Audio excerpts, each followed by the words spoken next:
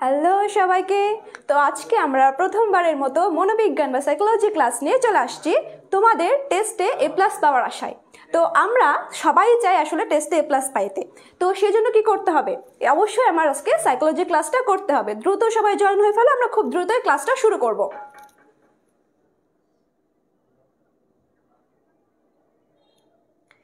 একটু জয়েন হয়ে আমাকে বলো যে আমি জয়েন হয়েছি। দ্রুত জয়েন হও, মাত্র 3 জন। এবং তোমরা জয়েন হয়ে বলবা আমাকে যে কে কোথায় থেকে দেখতেছো এবং রাজশাহীর কে কে আছো সেটা অবশ্যই বলবা। আমি কিন্তু রাজশাহীর স্থানীয়। রাজশাহী কার কার বাসা?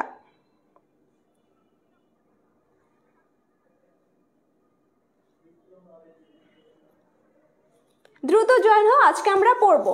তো মনোবিজ্ঞান কি কারো ফেভারিট সাবজেক্টের মধ্যে আছে? মনোবিজ্ঞান পড়তে তোমাদের কেমন লাগে? সাইকোলজি নিয়ে তোমাদের ধারণা কি আসলে? মনোবিজ্ঞান কি আসলে?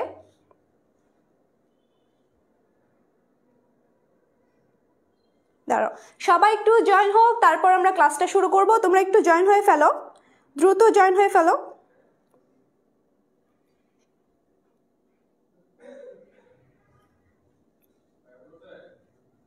সবাইকে ওয়ালাইকুম আসসালাম। যে যে বলছো আসসালামু আলাইকুম, সবাইকে ওয়ালাইকুম আসসালাম। আমি ভালো আছি, তোমরা কেমন আছো? ওকে, আর একটু দেখি, আমরা আর একটু সময় দেখব, তারপরে ক্লাসটা শুরু করব। আজকে আমরা কি পড়বো তোমরা কি বুঝতে পেরেছো? দেখো টাইটেলে কিন্তু দেওয়া আছে যে আজকে আমরা কি পড়তে যাচ্ছি। ওয়ালাইকুম আসসালাম, সবাইকে ওয়ালাইকুম আসসালাম। আচ্ছা, আজকে আমরা কি পড়তে যাচ্ছি? বুদ্ধি পড়তে যাচ্ছি বা ইন্টেলিজেন্স পড়তে যাচ্ছি। তো আচ্ছা, বুদ্ধি পড়ার আগে আমি একটু বলি যে তোমরা কি, আমরা যে সবাই অনেককে বলি যে এই তোর কোনো বুদ্ধি নাই, তোর কোনো ইয়া নাই, এই নাই ওই নাই, তোর কোনো কি বলবো অ্যাটিটিউড নাই। আচ্ছা, বুদ্ধি কি কারো শূন্য হইতে পারে? আমাকে এই কোশ্চেনটার আনসার দাও, কে বুদ্ধি কি কারো শূন্য হইতে পারে কিনা? কারো বুদ্ধি কি শূন্য হইতে পারে কখনো?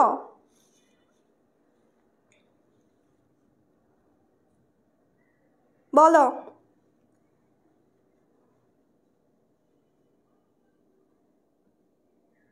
না, হ্যাঁ, বুদ্ধি কখনোই শূন্য হইতে পারে না। আচ্ছা আচ্ছা, বুদ্ধি কিন্তু কখনোই কারো শূন্য হইতে পারে না। তো বুদ্ধির আসার আগে আমি একটু জাস্ট বলি যে মনোবিজ্ঞান আসলে কি। মনোবিজ্ঞান কি আসলে, যে মনোবিজ্ঞান কিন্তু কি নিয়ে আমাদের স্টাডি করে, সবসময় দেখে মনোবিজ্ঞান সবসময় মানুষের আচরণ নিয়ে পর্যবেক্ষণ করে।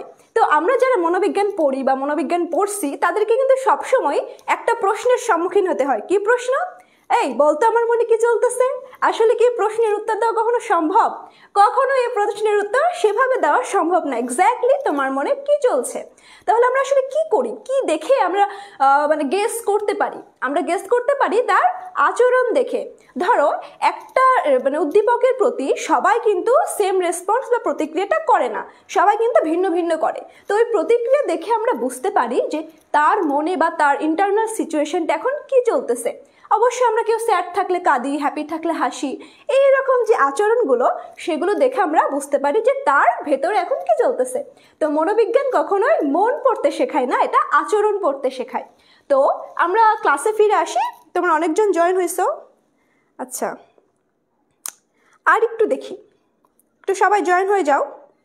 তোমার পরিচিত সবাইকে একটু মেনশন দিয়ে ফেলো।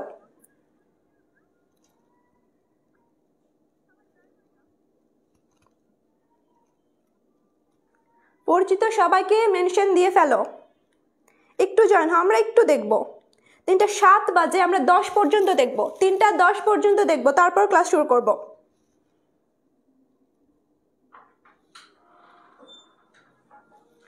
তিনটা 10 পর্যন্ত দেখব, তারপর ক্লাসটা শুরু করব।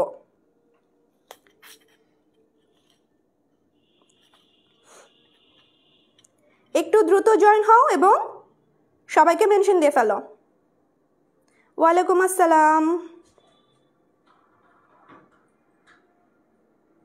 হ্যাঁ, বুদ্ধি সবারই আছে, বুদ্ধি কখনোই জিরো হইতে পারে না।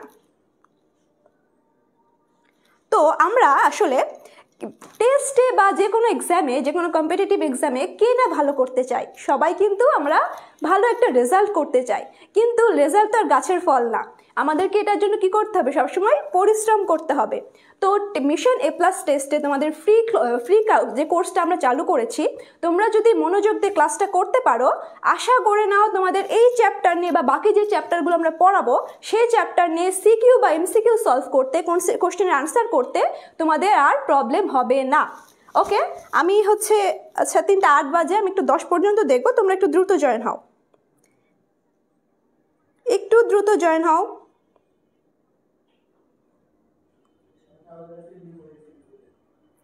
ও থ্যাংক ইউ আসমাউল হোসনা মধু। ওকে, তুমি থাকো। মনোবিজ্ঞান জাস্ট আমাদের পড়ার জন্যই না, আমাদের লাইফের জন্য কিন্তু সবসময় জানা দরকার। নিজেকে মেন্টালি ভালো রাখতে অবশ্যই সাইকোলজি জানা দরকার, তাই না? হিউম্যান সাইকোলজি অবশ্যই জানা দরকার।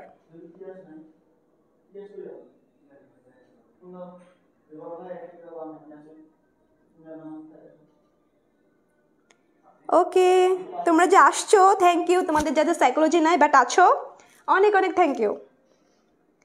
মনোবিজ্ঞান আমাদের সবারই জানা প্রয়োজন।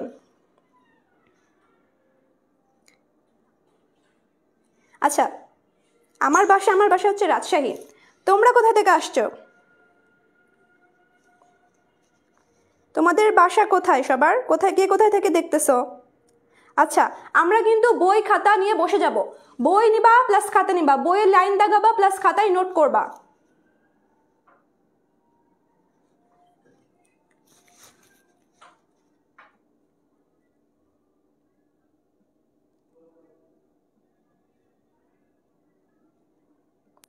Wow, Sanjana Rajshahi local. কোথায় বাসা তোমার আপু?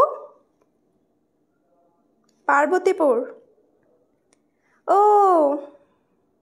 ওকে, আচ্ছা মহুয়া। কি করছো? সাইকোলজি বানান ভুল করছো? পিসি চলো যাই, মনে যেন থাকে, পিসি চলো যাই। সাইকোলজি বানান ভুল করলে হবে? আচ্ছা, কি করব?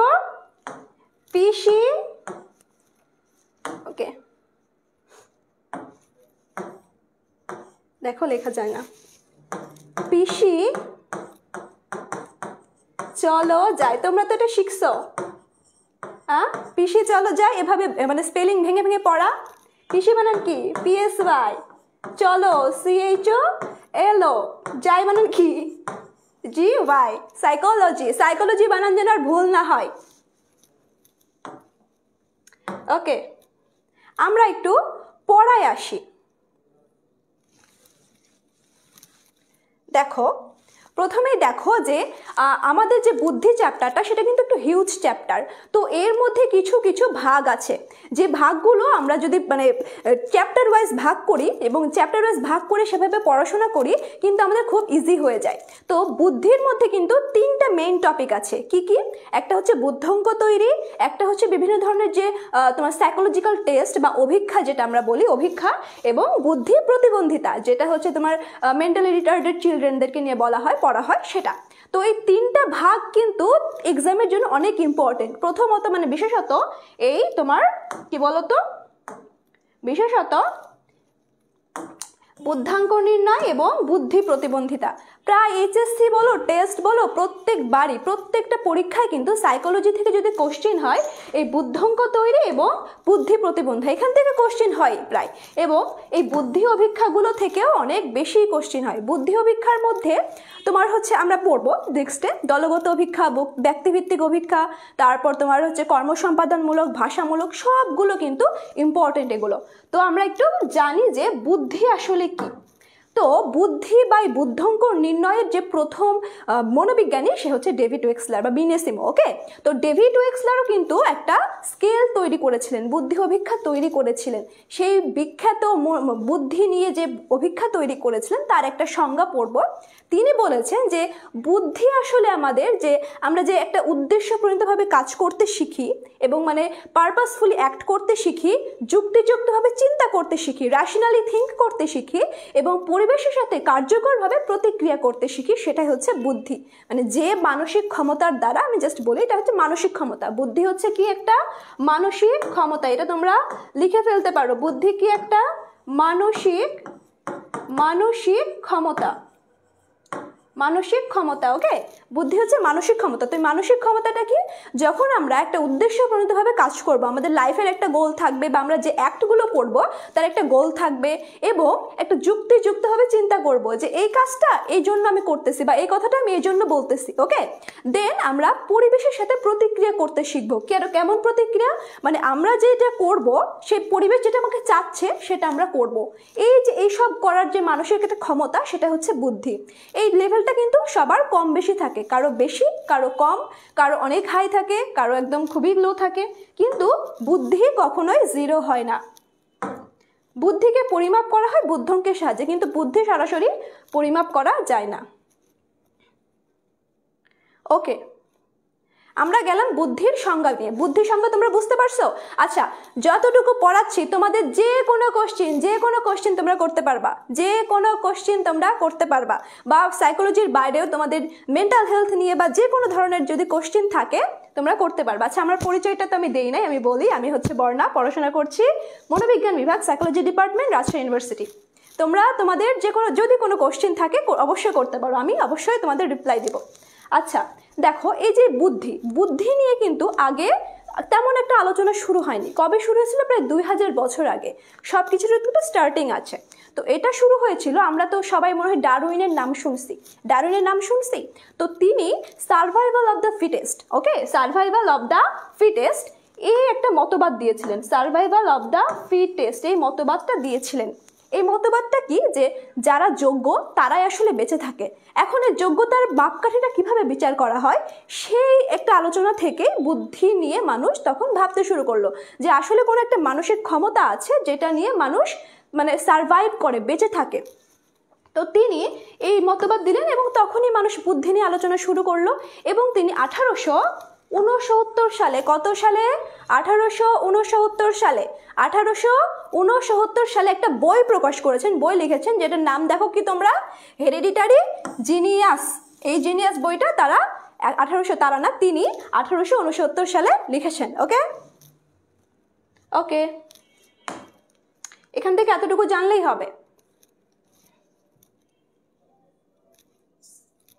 দেখো, আচ্ছা এখন আসবো আমরা বুদ্ধির প্রকৃতি নিয়ে। বুদ্ধি আমরা সংজ্ঞা জানলাম যে বুদ্ধি আসলে কি। বুদ্ধি মূলত কি? উদ্দেশ্যপ্রণীতভাবে কাজ করা, কোনো উদ্দেশ্যের জন্য কাজ করা, যুক্তিযুক্তভাবে চিন্তা করা এবং পরিবেশের সাথে খাপ খাইয়ে নেওয়া। কিভাবে আমরা সেই করতে পারি, সেই মানসিক ক্ষমতা বা গ্লোবাল ক্যাপাসিটি যেটাকে বলা হয়। তো বুদ্ধির প্রকৃতি আসলে কি? যে বুদ্ধিকে আসলে কিভাবে ডিফাইন করব আমরা? বুদ্ধিকে আমরা বলতে পারি এটা শিক্ষণের সামর্থ্য। আমরা ধরো অনেকজন একটা ব্যাচে পড়তেছে, একটা ব্যাচে অনেকজন পড়তেছে, তো আমি যে পড়াইতেছি সবাই কিন্তু সেমভাবে বুঝবে না বা সবাই সেম জিনিসটা নিতে পারবে না। কোশ্চেনটা করাও কিন্তু একটা স্কিল বা একটা আর্ট। যে আমি যে টপিক তোমাকে পড়াচ্ছি সে টপিক তোমাকে কোশ্চেন করতেছো, কোশ্চেন করতে পারো একটা স্কিল বা একটা আর্ট, বুঝেছ? তো যত তুমি কোশ্চেন করবা, তোমার মনের কৌতূহল যত বেশি তোমার বাড়বে, তত বেশি তুমি জানতে পারবা। তো শিক্ষণের সামর্থ্যটাকেও বুদ্ধি দ্বারা আমরা ডিফাইন করতে পারি। তারপর দেখো, একজন ব্যক্তির অর্জন করা সামগ্রিক জ্ঞান। আচ্ছা, সামগ্রিক জ্ঞান, আমার জামাটার ইয়ার জন্য সমস্যা হচ্ছে। আচ্ছা দেখো, বুদ্ধির প্রকৃতি কি? শিক্ষণের সামর্থ্য। আরেকটা হচ্ছে দেখো, একজন ব্যক্তির অর্জন করা সামগ্রিক জ্ঞান। সামগ্রিক জ্ঞান বলতে কি বোঝায়? জাস্ট ওয়ান সাইডেড নলেজ না। কেউ পড়াশোনায় খারাপ হইতেই পারে, কিন্তু তার অন্যান্য দিকেও কিন্তু ভালো কোয়ালিটি থাকতে পারে। যেমন একজন ভালো ফুটবল খেলতে পারে, ভালো আর্ট করতে পারে, ভালো গান গাইতে পারে, তো এইসব কোয়ালিটিও কিন্তু থাকতে পারে। আচ্ছা, এইসব সমগ্র জ্ঞান দিয়ে কিন্তু মানুষের বুদ্ধিটা মানুষ মেজার করে। যেমন ধরো আমি যদি বলি যে বিভিন্ন ধরনের যে বুদ্ধি অভিক্ষাগুলো আছে, বুদ্ধি টেস্ট বা ইন্টেলিজেন্স টেস্টগুলো আছে, সেখানে কিন্তু মিউজিক, তারপর তোমার ডান্স, এগুলোর পরেও কিন্তু স্কোর থাকে, ঠিক আছে? তো সামগ্রিক জ্ঞান মিলে কিন্তু বুদ্ধি তৈরি হয়। আরেকটা হচ্ছে দেখো, সাধারণভাবে পরিবেশ এবং পরিস্থিতিকে সাফল্যের সাথে উপযোজন করার যে ক্ষমতা। মানে কি? এটাই যে সার্ভাইভাল অফ দ্য ফিটেস্টের সাথে যায়, তাই না? যে পরিবেশের সাথে অভিযোজন করে বা মানে মানিয়ে নিয়ে খাপ খাইয়ে নিয়ে বেঁচে থাকাই হচ্ছে বুদ্ধির প্রকৃতি। এই তিনটাই মূলত বুদ্ধির প্রকৃতি: শিক্ষণের সামর্থ্য, সামগ্রিক জ্ঞান এবং উপযোজনের ক্ষমতা। বুঝতে পেরেছ?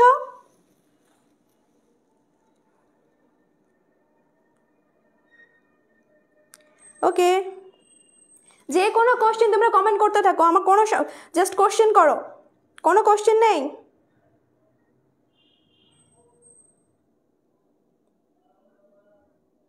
ফারজানা আক্তার, ভালো আছি আপু। ওকে, তোমরা বুঝতে পেরেছো? আচ্ছা আমাকে বলো তো যে কোশ্চেন করবো তোমাদের একটা, হ্যাঁ নাকি পরে করব? চার্লস ডারউইন, কোশ্চেনটা করি। চার্লস ডারউইন কত সালে হেরিডিটারি জিনিয়াস নামে একটি বই প্রকাশ করেন? কত সালে? সালটা আমাকে কমেন্ট করে বলো, দেখি তোমাদের মনে আছে কিনা। কত সালে? আমি ভালো আছি, তোমরা আশা করি তোমরাও ভালো আছো। ভালো না থাকলে ভালো থাকতে হবে, ভালো না থাকলে কিচ্ছু হবে না, নিজেকে ভালো থাকতে হবে। বলো কত সালে? হ্যাঁ 1869। 1869। Okay good. এটা কিন্তু এমসিকিউ, তোমাদের এইচএসসি বলো টেস্ট বলো এমসিকিউতে এটা দিবে 1869। এখন আসি আরেকজন বিজ্ঞানীকে নিয়ে। আচ্ছা কে কোশ্চেন করছো? আর্টস থেকে পুরো সাইকোলজিস্ট হওয়া যায় কিনা? হ্যাঁ আর্টস থেকে পুরো সাইকোলজিস্ট হওয়া যায়। তোমার যে কোনো পাবলিক ইউনিভার্সিটিতে আর্টস থেকে 20টা সিট থাকে সাইকোলজির জন্য, তো এখান থেকে পড়ে সাইকোলজিস্ট হওয়া যায়, কোনো ব্যাপার না। আচ্ছা দেখো, চার্লস পিয়ারম্যান নামক একজন বিজ্ঞানী, তার মানে বিভিন্ন বিজ্ঞানী এখন মতবাদ দেওয়া শুরু করছিল। তো এর মধ্যে চার্লস পিয়ারম্যানের বক্তব্যটা, তার মানে মতবাদটা খুবই মানে গুরুত্বপূর্ণ বা খুবই অবদান রাখছিল। তিনি কি বলতেছেন যে আমাদের যে মানসিক ক্ষমতা, যে বুদ্ধি, সেটার মধ্যে দুইটা ভাগে ভাগ করতে পারি আমরা। হ্যাঁ, একটা হচ্ছে জেনারেল অ্যাবিলিটি, মানে যেটা সবার মধ্যে থাকে, আর একটা হচ্ছে স্পেশাল বা স্পেসিফিক, যেটা কিছু মানুষের মধ্যে থাকে। যেমন জেনারেল অ্যাবিলিটি বলতে আমরা যদি বলি যে খাওয়া, গান গাওয়া, মানে খাওয়া গান গাওয়া না, গান গাওয়া তো স্পেশাল, এটা খাওয়া, তারপর হাঁটা চলা, বা কারো কথার রেসপন্স করা, আগুনে হাত দিলে আগুন দেখলে সেটা হাত সরিয়ে নেওয়া, বা ব্লা ব্লা ব্লা ব্লা, অনেক কিছু, মানে যেটা আমরা সবাই করতে পারি, সাধারণ মানুষ, এটা আমাদের সাধারণ বুদ্ধি দিয়ে করতে পারি। আর স্পেসিফিক অ্যাবিলিটি বা স্পেশাল অ্যাবিলিটি, এটা যদি বলি আমরা, যে ধরো একজনের হাতের লেখা খুব সুন্দর হয়, একজনের গানের গলা খুব সুন্দর হয়, একজন বাই বোন ধরো নাচতে পারে, বাই বোন তার গানের গলা সুন্দর হয়, মানে ব্রেন উইথ বিউটি, এই টাইপ কিছু একটা, তো হচ্ছে তোমার বিউটি উইথ ব্রেন। তো এইরকম কিছু যে স্পেশাল গুণগুলো, সেগুলো হচ্ছে বিশেষ তোমার মানসিক শক্তি। এই তিনি চার্লস পিয়ারম্যান, এই তত্ত্বকে বলা হয় দ্বি উপাদান তত্ত্ব। যেহেতু দুইটা উপাদান বলছে, তাই দ্বি উপাদান তত্ত্ব। তোমরা কিন্তু খাতায় নোট করবা, আমি কিন্তু নোট দেখব, নোট করে পোস্ট করবা। ওকে আচ্ছা এখন আসি এই যে তোমাদের, আচ্ছা এটাও কিন্তু এমসিকিউ এর জন্য ইম্পর্টেন্ট, যে চার্লস পিয়ারম্যান কি উপাদান বা কি তত্ত্ব দিয়েছিল, তিনি কি কি বলেছেন, একটা জেনারেল অ্যাবিলিটি, একটা হচ্ছে স্পেশাল অ্যাবিলিটি। ওকে এখন আসি আরেকজনটা, ইনিও কিন্তু মনোবিজ্ঞানী, থার্স্টন। ইনি বিভিন্ন স্কেল তৈরি করেছেন, এই স্কেল তৈরি করে মনোবিজ্ঞানীদের ঝামেলা তৈরি করে দিয়েছেন। যাই হোক, এই স্কেল তৈরি করছিলেন, এগুলোও কিন্তু এমসিকিউতে দেয়। এমসিকিউ কিভাবে দেয় আমি বলতেছি, কোন কোশ্চেনটা দেয় দেখো। এই থার্স্টন কি বলতেছেন যে বুদ্ধি বা মানসিক শক্তি কখনো একটা স্পেসিফিক গুণ না, এটা অনেকগুলো গুণের সমষ্টি, অনেকগুলো বিষয়ের সমষ্টি, অনেকগুলো কোয়ালিটির সমষ্টি। তিনি মূলত 7টা কোয়ালিটি বলছেন, যে এই 7টা কোয়ালিটি মিলে একটা মানুষের বুদ্ধি তৈরি হয়। সেই 7টা কোয়ালিটি আমরা একটু জানবো। দেখো বলতেছে যে বাচনিক বোধ ক্ষমতা, এটা হচ্ছে কি, কথা বলতে পারা বা উত্তর দেওয়া, ঠিক আছে। বাচনিক বোধ ক্ষমতা। 2 হচ্ছে শব্দ ব্যবহার, যে আমরা কথা বলতেছি সেখানে আমি ওয়ার্ড ইউজ করতে পারতেছি কিনা। হ্যাঁ, যে অনেকে আছে না ধরো কথা বলতে পারে না বা এই টাইপ, তো ওই টাইপ না হয় আমরা যে স্পেসিফিক মানে সাধারণভাবে কথা বলতে পারছি কিনা। দেন সংখ্যা, নাম্বার চিনতে পারছি কিনা, কাউন্ট করতে পারছি কিনা। কাল মানে কি, মানে দিক, ধরো এই যে দক্ষিণ দিক, পশ্চিম দিক, বা কোনো একটা জায়গার নাম এরকম করতে পারছি না, এটা বুঝতে পারছি কিনা। অ্যান্ড স্মৃতি, কোনো কিছু শেখার পর সেটা মেমোরিতে রাখতে পারছি কিনা। এবং প্রত্যক্ষণ ক্ষমতা, প্রত্যক্ষণ কি, তোমরা কি সেন্সেশন পারসেপশন পড়েছো, সংবেদন প্রত্যক্ষণ? প্রত্যক্ষণ হলো একটা বিষয় দেখে সেটা ইন্টারপ্রিটেশন নেওয়া, যে একটা বিষয় আমি দেখলাম যে এটা আগুন, ওকে এটা আগুন, তখন আমি এটা জাস্ট দেখলাম, এটা হচ্ছে সেন্সেশন। দেখুন, দেখার পর বুঝলাম যে ও আচ্ছা এটা আগুন, এটা আগুন, এই জিনিসটা হচ্ছে আগুন। এটা হচ্ছে প্রত্যক্ষণ করা, বোঝা, বুঝতে পারা হচ্ছে প্রত্যক্ষণ ক্ষমতা। তো একটা জিনিস দেখে সেন্সেশন নেওয়ার পর সেটা বুঝতে পারা হচ্ছে কি প্রত্যক্ষণ এবং বিচার শক্তি বা রিজনিং, এটা হচ্ছে রিজনিং। ধরো কোনো একটা ভালো এবং মন্দের মধ্যে তোমাকে বলতে হলো এটা বিচার করো, বা কোনো একটা কেস, কোনো একটা ইভেন্টে তোমাকে বলো তুমি বিচার করো, এই যে তুমি তোমার নিজের মেধা লাগিয়ে বুদ্ধি লাগিয়ে বিচার করবা, এটা হচ্ছে বিচার শক্তি। তো থার্স্টন বলেছেন যে এই সাতটা বিষয়ের সমন্বয়ে মানুষের বুদ্ধি তৈরি হয়। থার্স্টন কি বলছেন? সাতটা উপাদানের কথা বলছেন। এই সাতটা কিন্তু এমসিকিউ এর জন্য দেয়, মানে এমসিকিউ এর জন্য অনেক ইম্পর্টেন্ট। সাতটা মৌলিক উপাদানের কথা বলেছেন। বুঝতে পেরেছো? বুঝছো কিনা জানাও আমাকে, কোনো কোশ্চেন থাকলে করো। আচ্ছা, এখন আসি আমরা একটা যে দেখবো কার আইকিউ কেমন হলে তার কি হয়। আচ্ছা, তোমরা কখনো আইকিউ মেজার করছো? আইকিউ কখনো মানে নিজের বুদ্ধি মেপেছো যে আমার আইকিউ কত, একটু দেখি? কখনো মনে হয়েছে?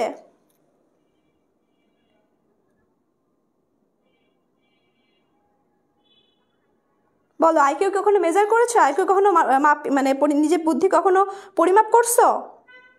বাচনিক ক্ষমতার কাজ এই যে কথা বলতে পারা, কেউ আমাকে উত্তর দিচ্ছে, মানে প্রশ্ন করছে, আমি সেটার উত্তর দিচ্ছি, এটা হচ্ছে বাচনিক ক্ষমতা। বাচনিক কথা মানে কথা বলা, ভার্বাল এক্সপ্রেশনটা, কথার মাধ্যমে রেসপন্স করা। আমাদের এক্সপ্রেশন কত আছে? ভার্বাল এবং নন ভার্বাল। নন ভার্বাল কোনগুলো? যেগুলো আমরা ইশারা ইঙ্গিতের মাধ্যমে, গেস্টার পোস্টারের মাধ্যমে বোঝাই। আচ্ছা, আমি একটু বলি যে দেখো এখানে ওয়েক্সলার দিয়েছিল, ডেভিড ওয়েক্সলার, এখানে মূলত তিনি একটা বলে দিয়েছিলেন, চার্ট করে দিয়েছেন যে আইকিউ এর মধ্যে থাকলে সে এরকম। ওকে, এখন একটু দেখো, এগুলো কিন্তু তোমাদের এমসিকিউ এর জন্য ইম্পর্টেন্ট। এমসিকিউ, হ্যাঁ, এমসিকিউতে দেয়। আচ্ছা, দেখো বলতেছে যে 130-এর ঊর্ধ্বে, মানে কারো আইকিউ যদি 130 হয় তার কিন্তু অতি উন্নত বুদ্ধিসম্পন্ন, ভেরি সুপিরিয়র, সে অনেক হাই কোয়ালিটির একজন মানুষ। আমাদের ডিপার্টমেন্টে একটা টিচার আছে, ওনার নাকি আইকিউ 145। যাই হোক, হচ্ছে 100, হ্যাঁ স্যার অনেক ভালো, স্যার অনেক ব্রিলিয়ান্ট যদিও। তো 120 এবং 129-এর মধ্যে থাকলে, 120 থেকে 129-এর মধ্যে থাকলে সে হচ্ছে উন্নত বুদ্ধিসম্পন্ন, মানে অতি উন্নত থেকে একটু নিচে। তারপরে দেখো 110 থেকে 119-এর মধ্যে থাকলে, 110 থেকে 119-এর মধ্যে থাকলে সেটা হচ্ছে উচ্চ সাধারণ। ঠিক আছে, মানে সাধারণের থেকে একটু উপরে।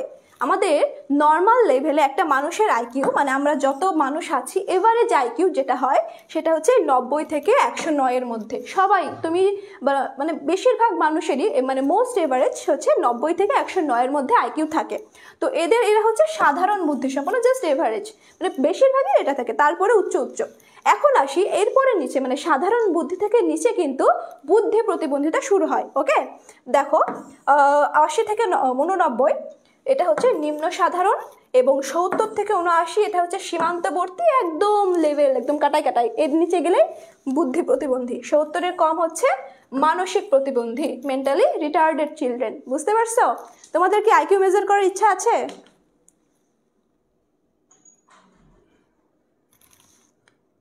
রাজশাহীর কারো আইকিউ মেজার করার ইচ্ছা থাকলে আমাকে বইলো। আমার আইকিউ আপু একটু স্লো বলেন। আচ্ছা ঠিক আছে, আচ্ছা সমস্যা নেই। আমাদের যখন ধরো আইকিউ মেজার করা শেখানো হচ্ছিল,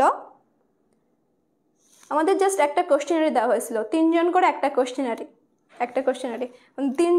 তিনজনে একটা নিয়ে টানাটানি করতে করতে আর আইকিউ মেজার করা হয়নি।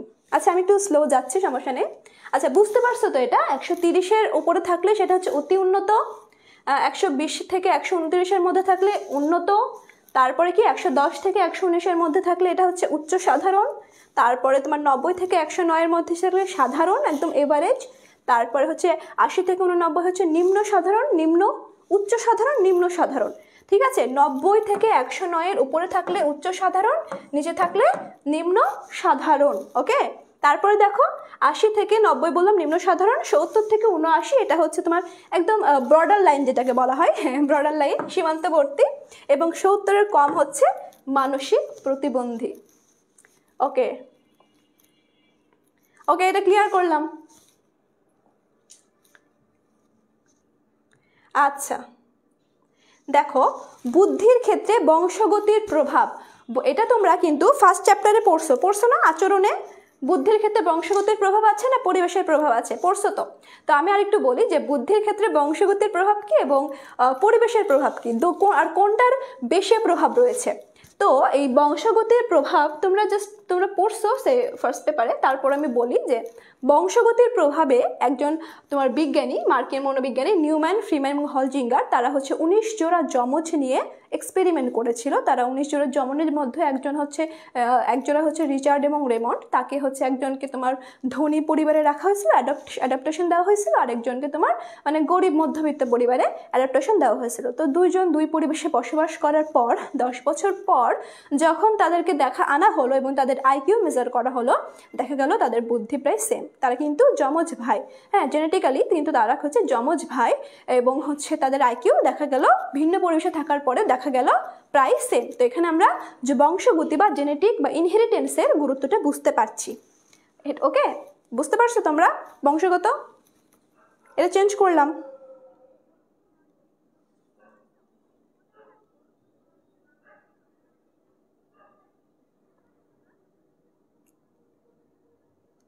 বুঝতে পারছো? চেঞ্জ করলাম। ওকে ওকে, দেখো আচ্ছা এখন তোমাদের এটা একটু পড়তে হবে, হ্যাঁ এই রেশিওগুলো বা এই কোরিলেশন সহগগুলো তোমাদেরকে পড়তে হবে। কোরিলেশনটা কি আমি একটু বলি, আমরা স্ট্যাটিস্টিক্সে মনে হয় তোমাদের নাই, তাও বলি আমি একটু। এই কোরিলেশন মানে হচ্ছে একটার সাথে আরেকটা সম্পর্ক কি, মানে বেশি না কম, কত বেশি।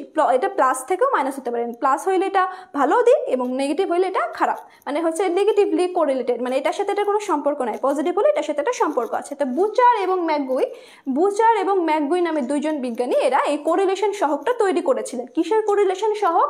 যে এক যমজ ভাই বোন বা নিজের ভাই বোনের মধ্যে এই আইকিউ বা বুদ্ধির যে পরিমাপে সে সহগটা, তার সাথে ওর কত মিল, তার সাথে আমার সাথে আমার ভাইয়ের বা তোমার সাথে তোমার ভাইয়ের যমজ দুই ভাইয়ের মধ্যে আইকিউ এর কত মিল, তাদের বুদ্ধির কত মিল, এইটা নির্ণয় করেছিল বুচার এবং ম্যাকগুই। দেখো কি বলতেছে, এটা একটু মুখস্থ করে ফেলবা, এই চারটা একটু মুখস্থ করে ফেলবা একদম।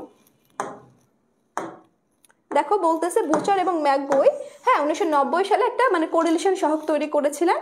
দেখো অভিন্ন যমজ বলতে মানে যে যমজ বাচ্চা দুইটা ছেলে দুইটা মেয়ে হয় এরকম অভিন্ন যমজ, এদের মধ্যে কোরিলেশন অনেক অনেক বেশি। দেখো 0.86 0.0.86 অনেক বেশি, প্রায় 1-এর কাছাকাছি, মানে এদের বুদ্ধি প্রায় সেমই হয়। বুঝতে পারছো? তারপরে দেখো পিতামাতা এবং শিশু, পিতামাতার সাথে এবং বাচ্চাদের যে আইকিউ এর যে রিলেশনটা সেটা কত, দেখো 0.56, এটাও কিন্তু অনেকই বেশি। 0.56 মানে হয় না বাবা মা বুদ্ধিসম্পন্ন হলে মাও হচ্ছে বাচ্চাও তোমার কি বলবো ইন্টেলিজেন্স হবে এরকম। এবং ভাই এবং বোন, সেটা ভাই, হ্যাঁ ভাই এবং বোন, ধরো তুমি এবং তোমার ভাই বা তুমি তোমার বোন, এরকম এদের মধ্যে সম্পর্ক হচ্ছে কত 0.53, এটাও কিন্তু পজিটিভ, হ্যাঁ সবই কিন্তু পজিটিভ, মানে সবার মধ্যে কিন্তু একটা রিলেশন আছে 0.53।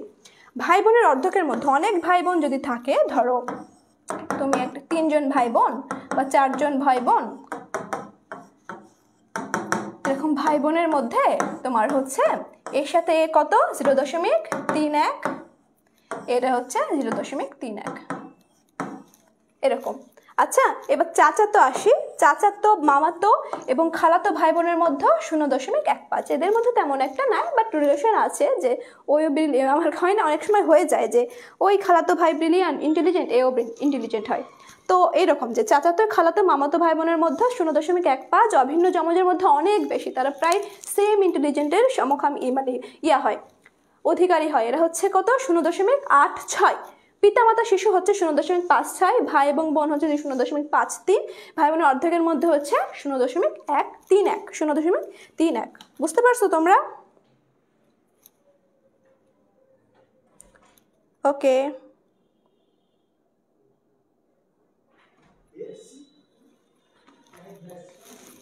আচ্ছা, বুঝতে পারছো? বুঝতে পেরেছ এতটুকু?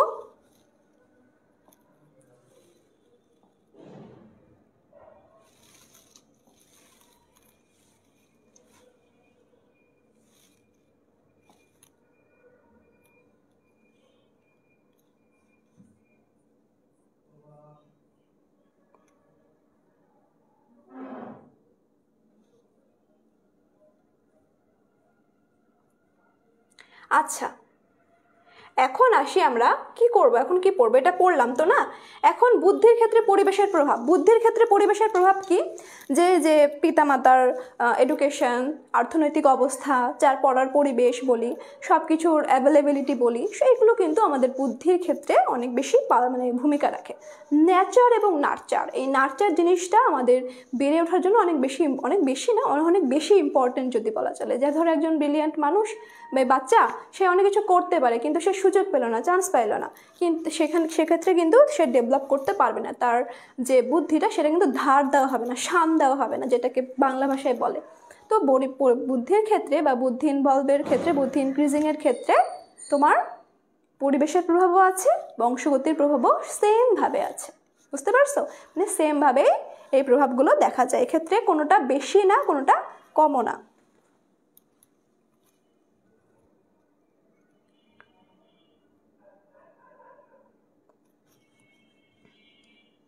বুঝতে পারছো? নেক্সট স্লাইডে যাব। কেন বই নেই কেন তোমার রিমা?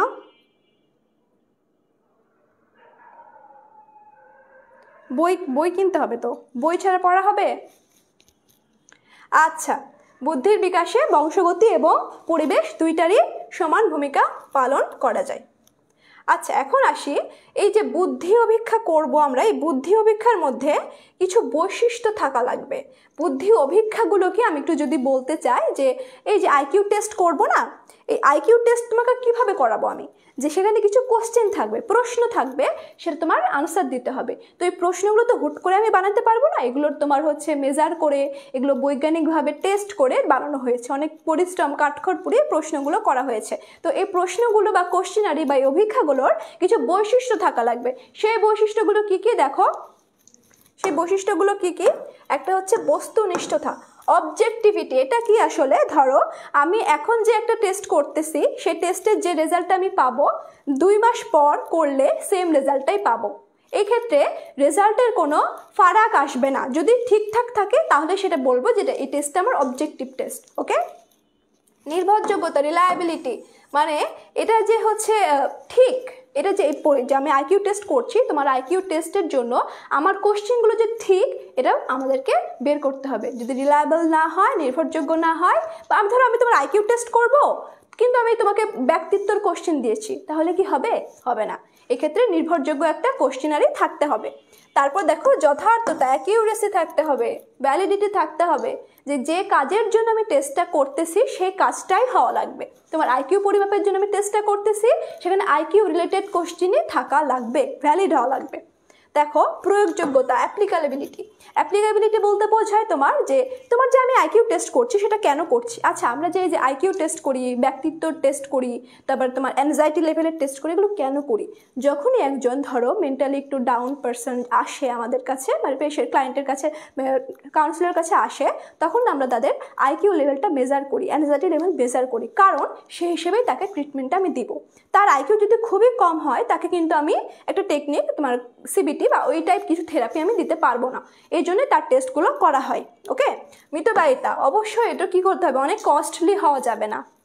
তারপর আদর্শায়ন, নর্মেটিভ, মানে যে আমরা যে একটা আইকিউ এর একটা চার্ট পড়লাম না, 90 থেকে 109-এর মধ্যে সাধারণ বুদ্ধি, তার উপরে গেলে উচ্চ, নিচে গেলে নিম্ন, এরকম নর্ম থাকা লাগবে। এবং বিশ্লেষণ এবং তুল্যতা, বিশ্লেষণ করতে হবে, যে তুমি 90 পেলে, তো ধরো তোমার আইকিউ হচ্ছে 110 হলে আমি কি বলবো, ও তুমি সাধারণ বুদ্ধি সম্পন্ন, তোমার এভারেজ আইকিউ, তোমার আইকিউটা এভারেজ, আর 10টা সাধারণ মানুষের মতো।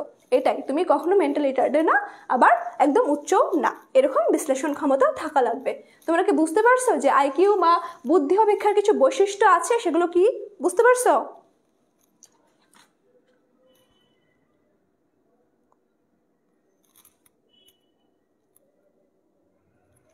কোন কোন কোশ্চেন করা হয়? কোশ্চেন ধরো অনেক প্রকারই হয়, বিভিন্ন ম্যাথমেটিক্যাল কোশ্চেন থাকে, থিঙ্কিং কোশ্চেন থাকে, মানে অনেক ম্যাথ থাকে, অনেক ভাবনা চিন্তার কনফিউজিং ধাঁধা থাকে। বুঝতে পারছো? ওকে, নেক্সট স্লাইডে যাব।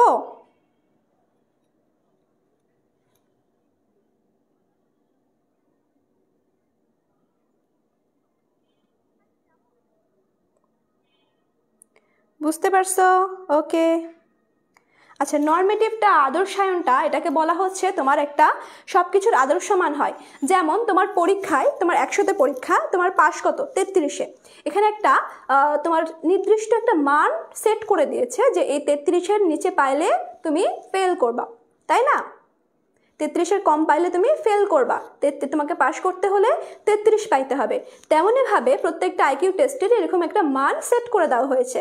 যেমন আমরা আগে চার্টে পড়লাম যে 90 থেকে 110-এর মধ্যে হলে এখানে কি হবে, এটা সাধারণ বুদ্ধিসম্পন্ন বা এভারেজ আইকিউ একটা পার্সন হবে।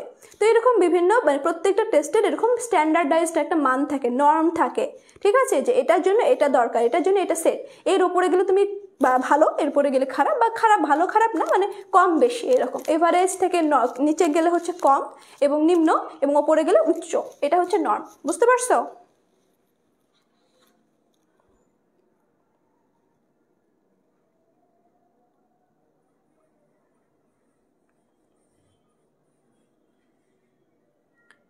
ওকে ওকে, আমরা হচ্ছে একটু নেক্সট স্লাইডে যাই। হ্যাঁ,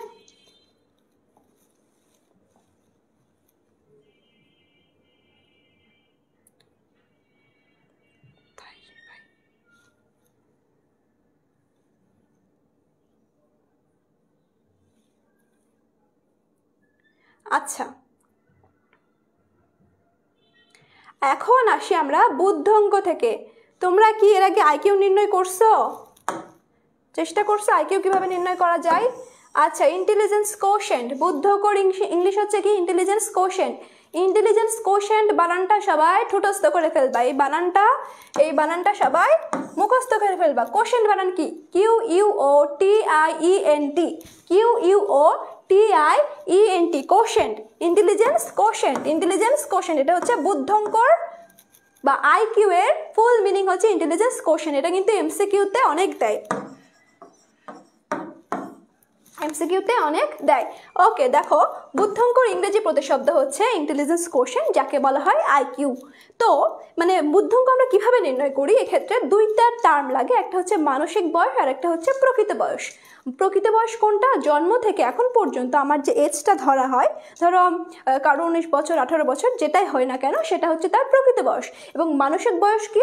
মানসিক বয়স হচ্ছে প্রত্যেকটা বয়সের জন্য একটা করে কোশ্চেন থাকে। মানসিক বয়স নির্ণয় করার জন্য প্রত্যেকটা বয়সের জন্য একটা করে কোশ্চেন থাকে। তো সে যে বয়স পর্যন্ত কোশ্চেনের আনসার দিতে পারবে সেটা তার মানসিক বয়স। ধরো কারো বয়স হচ্ছে 18, সে হচ্ছে 20 বছর বয়সের যে কোশ্চেনটা সেটা আনসার দিতে পারলো, তখন তার মানসিক বয়স হবে কত? 20। ওকে, বুঝতে পারছো? তো আইকিউটা নির্ণয় করা হয় এই মানসিক বয়স এবং প্রকৃত বয়সের একটা অনুপাত দিয়ে, রেশিও দিয়ে, তাকে শতকরে মানে গুণ করে একটা আইকিউটা নির্ণয় করা হয়। আমরা দেখবো একটু, দেখো, আনুপাতিক হারে নির্দেশ করা হয়। একটু আমরা হচ্ছে বুদ্ধঙ্কের একটু সূত্রটা দেখি, দেখো কি বলতেছে, যে বুদ্ধঙ্ক এটা হচ্ছে মানসিক বয়স প্রকৃত বয়স বাই মানসিক বয়স বাই প্রকৃত বয়স ইন্টু 100 লিখি। যদি এটা মানসিক বয়স, বা আচ্ছা আমি একটু ইংলিশে লিখি, MA বাই CA ইন্টু 100। এটা কি বলছে? এটা মেন্টাল এজ। কি বলতেছে? Mental age. আর এটা হচ্ছে কি? Chronological age. Chronological age. Mental age by chronological age, mental age by chronological age into 100। এইভাবে করে আমরা আইকিউটা নির্ণয় করব। এখন আইকিউ নির্ণয় কিভাবে করতে হয় সেটা আমরা এখন শিখবো, ঠিক আছে? তোমরা খাতা কলম নিয়ে বসে যাও। এখন কিন্তু আমরা একটু ম্যাথ করব, ম্যাথের দিকে যাব।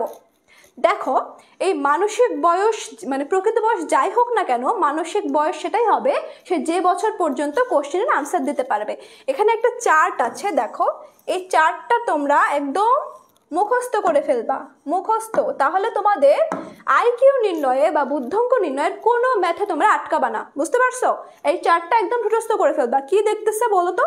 যে 2 থেকে 4 বছর বয়সী প্রশ্নের জন্য, 2 থেকে 4 বছর বয়সে যদি সে প্রশ্নের উত্তর দিতে পারে, তাকে আমরা দেব 1 মাস। তাকে আমরা কত দিব? 1 মাস দেব। ওকে, 5 থেকে 15 বছর যদি সে কোশ্চেন আনসার দিতে পারে, 5 থেকে 15 বছরের জন্য সে যদি আনসার দিতে পারে, তাহলে তাকে দিব কত মাস? 2 মাস। তাকে কত মাস দিব? 2 মাস। ওকে, উন্নত বয়স্ক স্তর 1 এর জন্য হচ্ছে 4 মাস, স্তর 2 এর জন্য 5 মাস এবং স্তর 3 এর জন্য 6 মাস। ওকে, তোমরা কি বুঝতে পারছো চারটা? সে যদি 2 থেকে 4 বছর বয়সে প্রশ্নের উত্তর দিতে পারে, তার মানসিক বয়স কত দিব আমি? 1 মাস। তাকে এই মার্কসটা পয়েন্টটা আমি দিব। সেটা যদি 5 থেকে 15 দিতে পারে তাহলে কত হবে তার? 2 মাস। তার 2 মাস দিব তাকে, তার মেন্টাল এজটা আমি 2 মাস দিব। এবং উন্নত বয়স্ক 1 এর জন্য হচ্ছে 4, 2 এর জন্য 5 এবং 3 এর জন্য 6। বুঝতে পারছো? এই চারটা কি বুঝতে পারছো? চারটা একদম মুখস্থ করে ফেলবা। এই চারটা তোমরা একদম মুখস্থ করে ফেলবা। তোমরা একটু খাতা নিয়ে বসছো কিনা বলো আমাকে। আমরা এখন একটা ম্যাথ করবো, আমার সাথে সাথে তোমরাও করবা। ম্যাথটা তোমরা আমার সাথে সাথে করবা।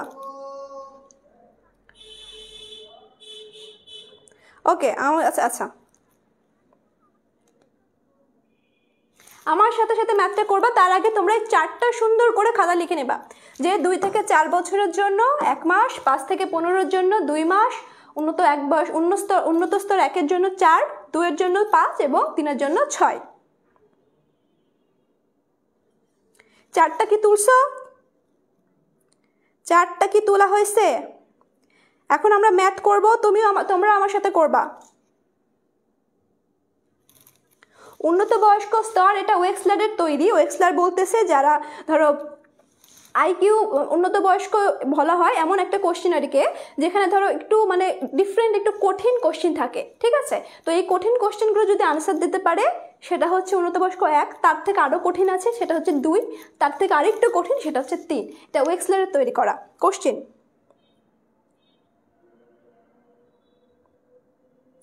আচ্ছা, উন্নত বয়স্ক বলতে বোঝাচ্ছে, আমি বলি উন্নত বয়স্ক বলতে বোঝাচ্ছে যে তোমার সবার মতো একদম রেমেডিক্যালি মানে একদম অ্যাকর্ডিংলি এজ না। এটা হচ্ছে উন্নত বয়স্কের জন্য কিছু কোশ্চেন থাকে। কি কোশ্চেন থাকে সেই কোশ্চেনটা তো আমরা বলতে পারবো না। কোশ্চেন হচ্ছে একটু হার্ড কোশ্চেন থাকে, নর্মাল এজের থেকে একটু হার্ড কোশ্চেন থাকে। এটা তৈরি করছিল তোমার ওয়েক্সলার, ডেভিড ওয়েক্সলার। তো তিনি এই কোশ্চেনগুলোর প্রথমে তৈরি করে তার নাম দেন যে উন্নত বয়স্ক স্তর 1। সে যদি একজন মানুষ যদি এই কোশ্চেনগুলো আনসার দিতে পারে তাকে আমরা উন্নত বলবো, স্টেপ 1 বা স্তর 1, লেভেল 1 বলবো। ওকে, লেভেল 1 মানে অনেক ইন্টেলিজেন্ট বলবো, নর্মালের থেকে একটু বেশি ভালো বলবো। দেন 2 এর জন্য আরও একটা কোশ্চেনারি আছে, সেটা যদি আনসার দিতে পারে তাহলে আরেকটু ভালো বলবো। এবং 3 এর জন্য একদম এটা আরও অনেক কঠিন প্রায়, সেটা যদি সে আনসার দিতে পারে তাহলে সে অনেক ব্রিলিয়ান্ট টাইপ। বুঝতে পারছো? এটা হচ্ছে উন্নত বয়স 1, 2, 3। বুঝতে পারছো?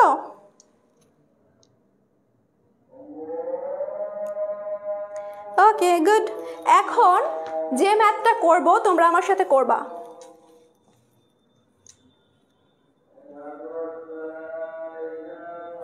আচ্ছা, এই স্লাইডটা আবার দিছে, দেখো কি বলতেছে। শাওলি, একটা মেয়ের নাম হচ্ছে কি শাওলি, এর বয়স হচ্ছে 10 বছর। কত বছর? 10। সে মানে শাওলি 11 বছর বয়সের সকল প্রশ্নের উত্তর দিতে পারলো।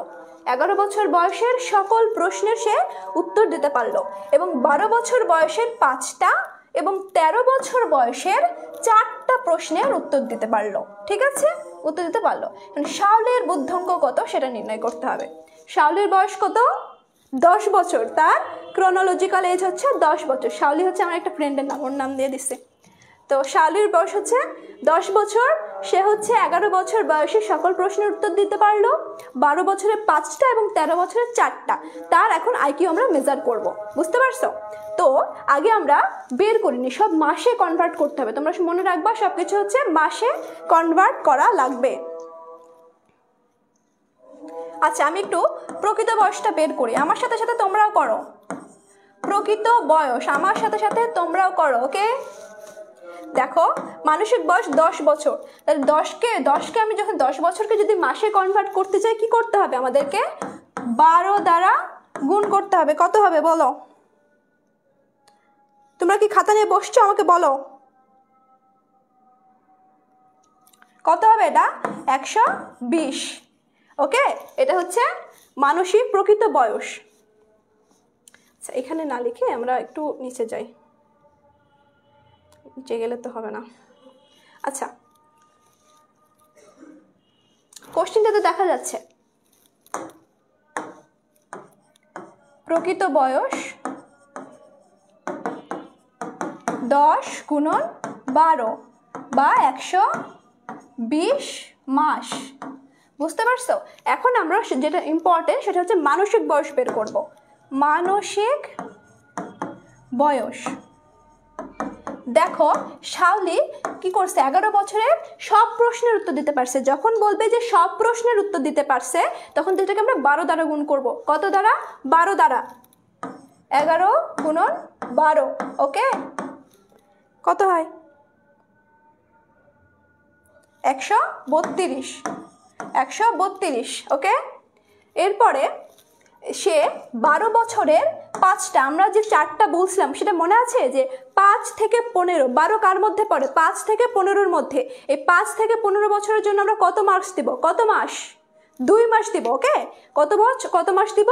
2 মাস। তাহলে আমরা যদি বলি যে 12 বছরের প্রশ্নের জন্য, 12 বছরের, আমি একটু শর্টে লিখি, ওকে? প্রশ্নের জন্য কত হবে? 12 বছরে কয়টা দিতে পারছে? 5টা। তাহলে 5 গুণন 2, 10, তাই তো? 10 মাস, মাস সব মাস, মাস। এবং 13 বছরের 4টা, এটা একটু করে ফেলি। 13 বছরের জন্য 4 গুণন 2, সবগুলো কিন্তু 5 থেকে 15-এর মধ্যে যায়, 8, তাই তো? এখন টোটাল মানসিক বয়স হচ্ছে এই যে সবগুলো এখন আমাকে প্লাস করতে হবে। প্লাস করে কত হয়? করতেছো তোমরা আমার সাথে? আমার সাথে করো। এটা হচ্ছে 150। তার মোট হচ্ছে মানসিক বয়স হচ্ছে কি? 150। এখন আমরা আইকিউ নির্ণয় করব। আচ্ছা, আইকিউ নির্ণয় করব কিভাবে? এই যে আমি একটু আইকিউ লিখি। আইকিউ সূত্রটা mental age by chronological age into 100। Mental age by chronological age into 100। Mental age কত পাইলাম আমরা? 150 বাই কত হবে বলো তো? ক্রনোলজিক্যাল এজ কত? 120 ইন্টু 100 কত হয়?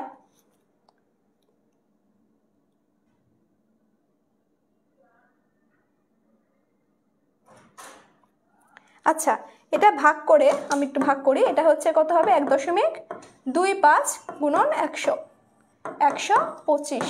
তার আইকিউ হচ্ছে কি? 125। বুঝতে পারছো? তোমাদের আনসার কত বেরোলো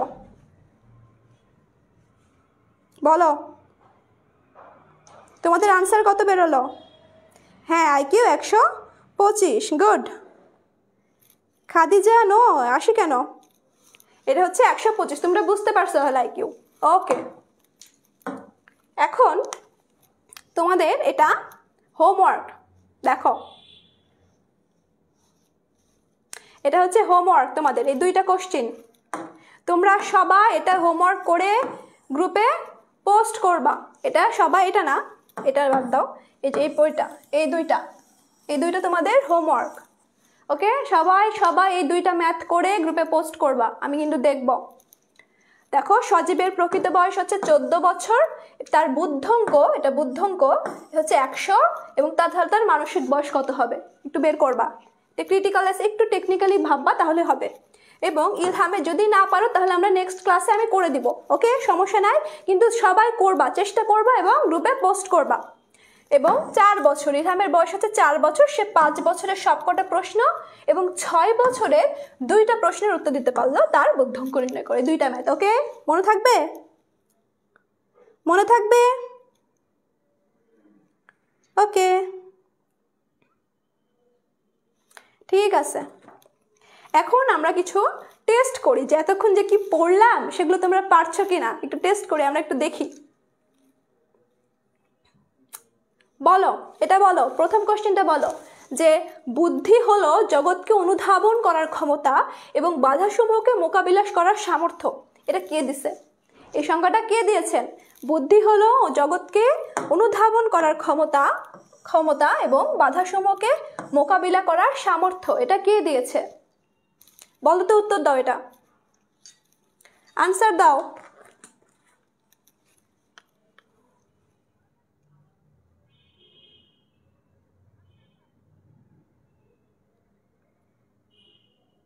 ইয়েস, গ। এটা হচ্ছে কি? ডেভিড ওয়েক্সলার। গুড। আচ্ছা, সেকেন্ড কোশ্চেন বলো, যাদের বুদ্ধাঙ্ক 90 থেকে 100 এর মধ্যে, যাদের বুদ্ধাঙ্ক 90 থেকে 100 এর মধ্যে, তারা কি হবে? তাদের এক্সপ্লেনেশনটা কি হবে? নিম্ন সাধারণ না উন্নত সাধারণ না প্রতিভাশালী না সাধারণ, কার মধ্যে যাবে এরা বলো তো, মনে আছে কিনা?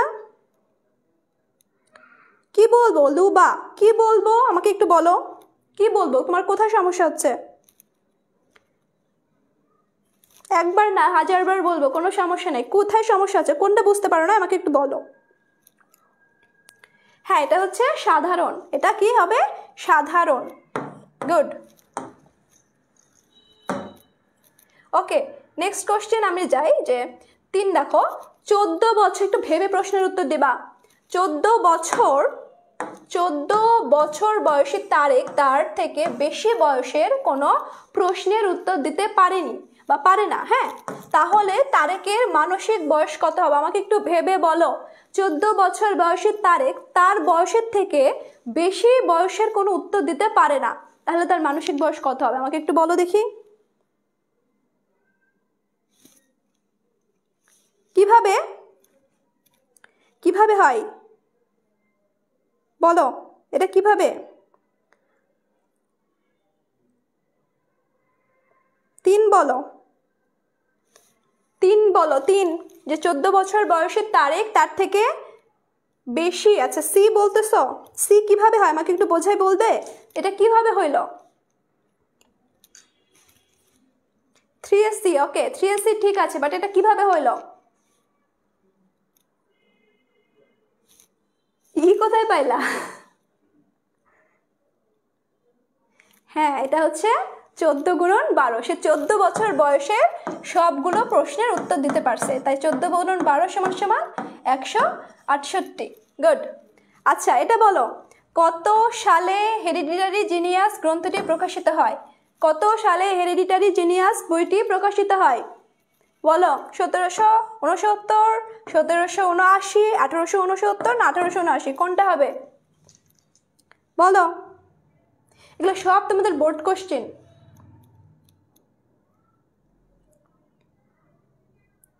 বলো কি হবে? হ্যাঁ, এটা হচ্ছে 1869। গুড, বাহ, তোমাদের তো অনেক ভালো মনে আছে। এভাবে মনে থাকলে এমসিকিউতে তোমাদেরকে কেউ আটকাতে পারবে না। আর পরীক্ষায় ভালো করার একটা সিক্রেট টপিক হচ্ছে এমসিকিউতে ভালো করা। এমসিকিউতে তুমি ভালো করতে পারো, ওখানে তোমার মার্কস কাটতে পারবে না। এমসিকিউতে ভালো করতে পারলে রিটেনে এমনি মার্কস পাবা, রিটেনে ভালো হবে, অনেক মার্কস পাবা, কারণ রিটেনে আমাদের সবসময় ভালো হয়। আচ্ছা, যাই হোক, আইকিউ এর ফুল ফর্ম কোনটা হবে একটু বলো তো আমাকে।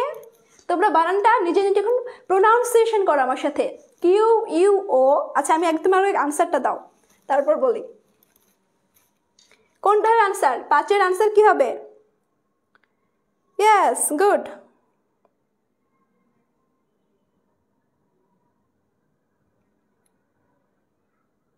সি, সি, ইয়েস, সি, এটা হচ্ছে C, intelligence quotient. QUOTIENT, QUOTIENT, বানানটা একদম ঠুটস্থ করে ফেলবা।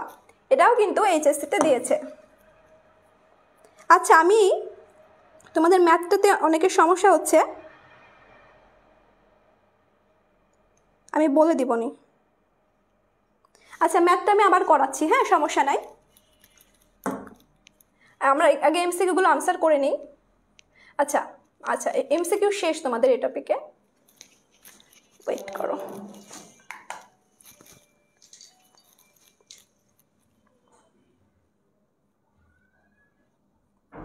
কোথায় গেল?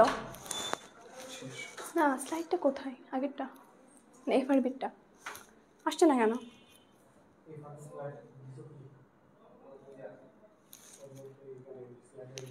নিচে আছে না, কোথায় আছে?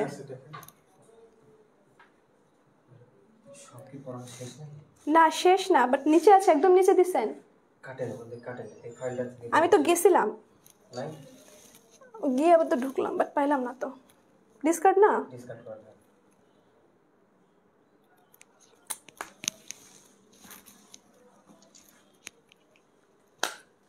ওকে, এটা তো দ্বিতীয় পত্র প্রথম অধ্যায়। এটা না? আচ্ছা, তোমাদের জন্য কিছু ইনফরমেশন জানানোর আছে, সেই জন্য এত খাটনি। একটু ওয়েট করো, আমি ম্যাথটা আবার করাবো, আইকিউ নির্ণয়টা।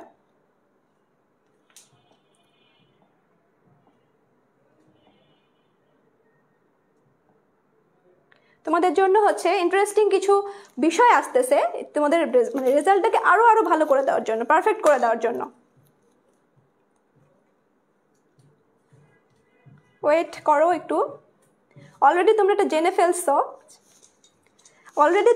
ফেলছো, তাও আমি তোমাদের আরেকটু রিমাইন্ডার দিয়ে নিই যে আমাদের এই ফ্রি কোর্সের পর, তোমরা তো ফ্রি কোর্স পাচ্ছ এবং আমরা নিজের সমস্ত এফোর্ট মানে বেস্ট এফোর্টটা তোমাদের দিচ্ছি তোমাদের জন্য আরও মানে ভালো করার জন্য, তোমাদের প্রিপারেশনটাকে আরও একবার ঝালিয়ে নেওয়ার জন্য আসছে তোমাদের জন্য এই FRB 4.0 কোর্স।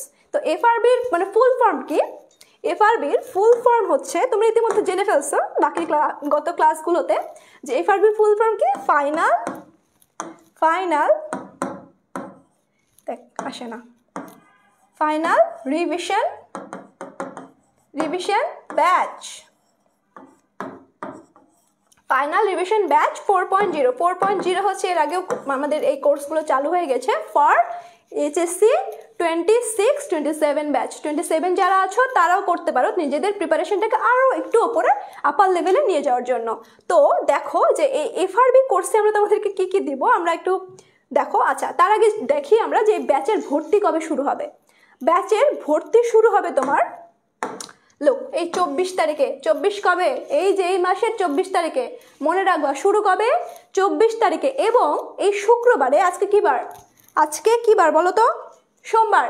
এই শুক্রবার থেকে তোমাদের এখানকার প্রি বুকিং শুরু হবে। শুক্রবার মনে থাকবে, জুম্মাবার শুক্রবারে তোমরা সবাই নামাজ পড়ে এসে মানে আল্লাহর নাম নিয়ে এখানে ভর্তি প্রি বুকিং দিয়ে ফেলবা। এখানে কি হবে? প্রি বুকিং শুরু হবে শুক্রবার থেকে, প্রি বুকিং। ওকে, ব্যাচের হচ্ছে ভর্তি শুরু হবে 24 তারিখে। এবং ওরিয়েন্টেশন, তোমাদের এই ওরিয়েন্টেশন যেমন ক্লাস হয় প্রত্যেকটা ব্যাচেরই শুরুর আগে ওরিয়েন্টেশন ক্লাস হয়, সেখানে আমরা সবাই থাকবো। সেটা শুরু হবে 12 একটা খুবই সুন্দর নাম্বারে শুরু হবে, সুন্দর ডেটে শুরু হবে, 12-25 ডিসেম্বরের 12 তারিখে শুরু হবে। এবং ক্লাস শুরু হবে পুরো দমে 20 তারিখে।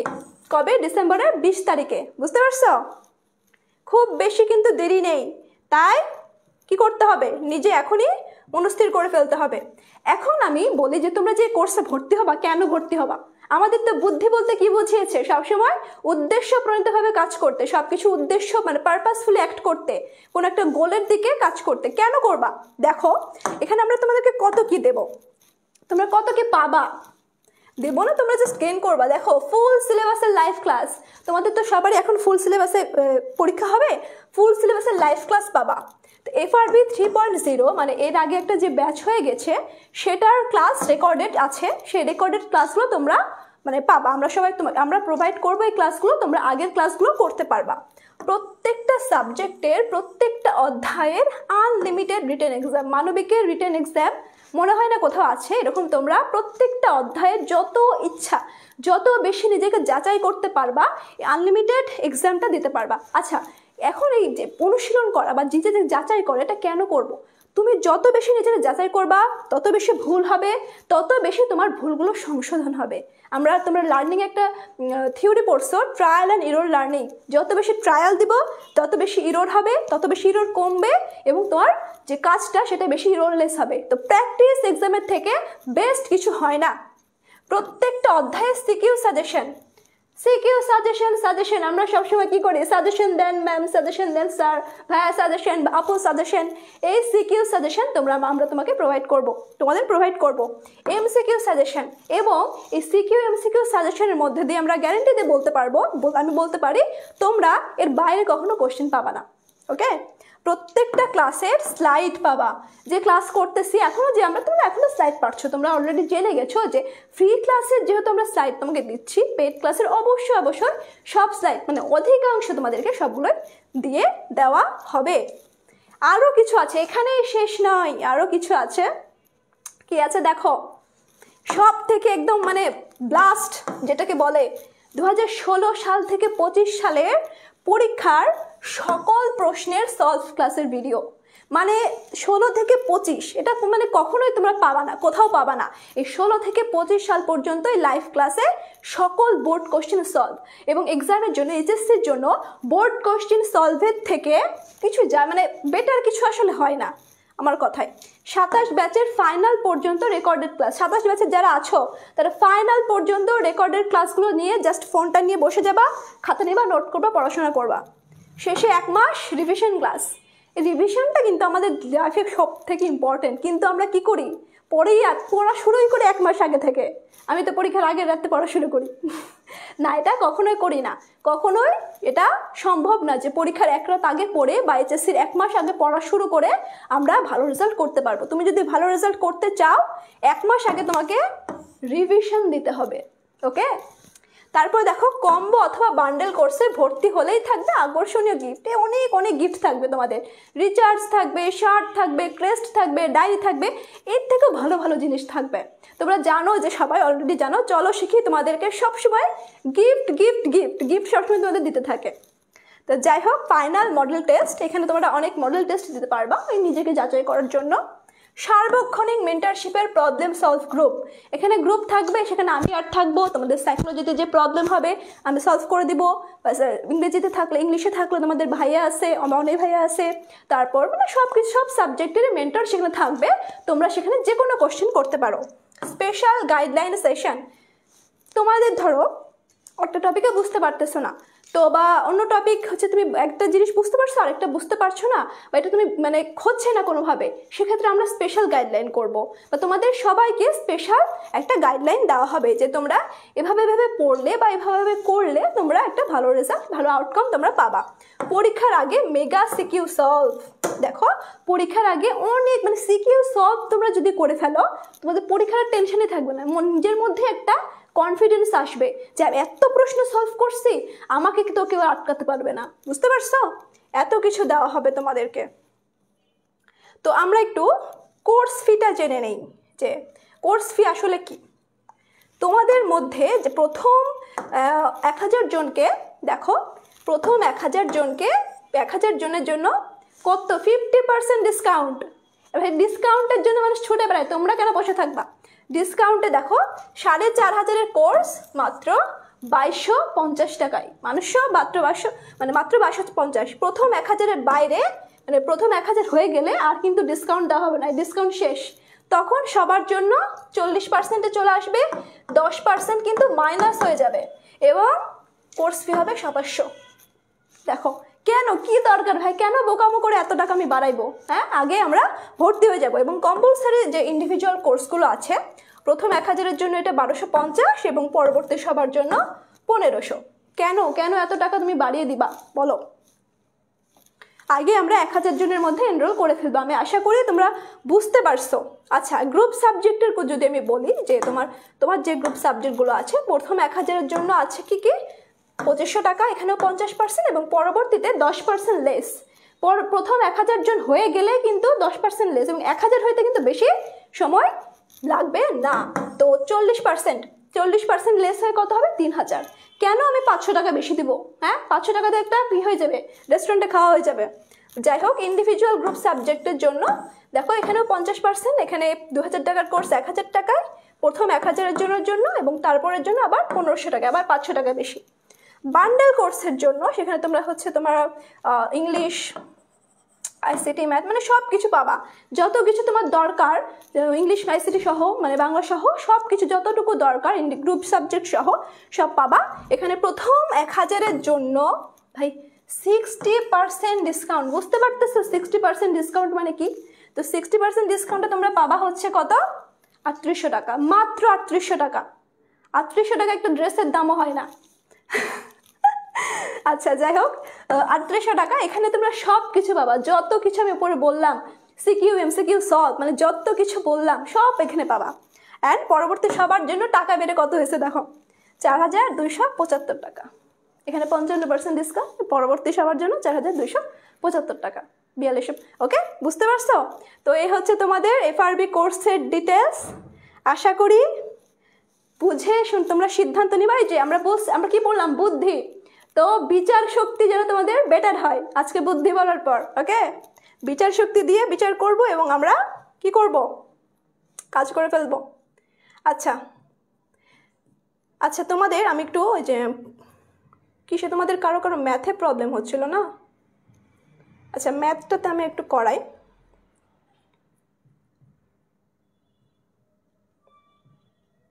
আচ্ছা, ম্যাথটা আমি একটু বলি যে দেখো, প্রথমে আমাদের প্রকৃত বয়স। আচ্ছা, তোমরা একটু বলো বুঝতে পারছো কিনা।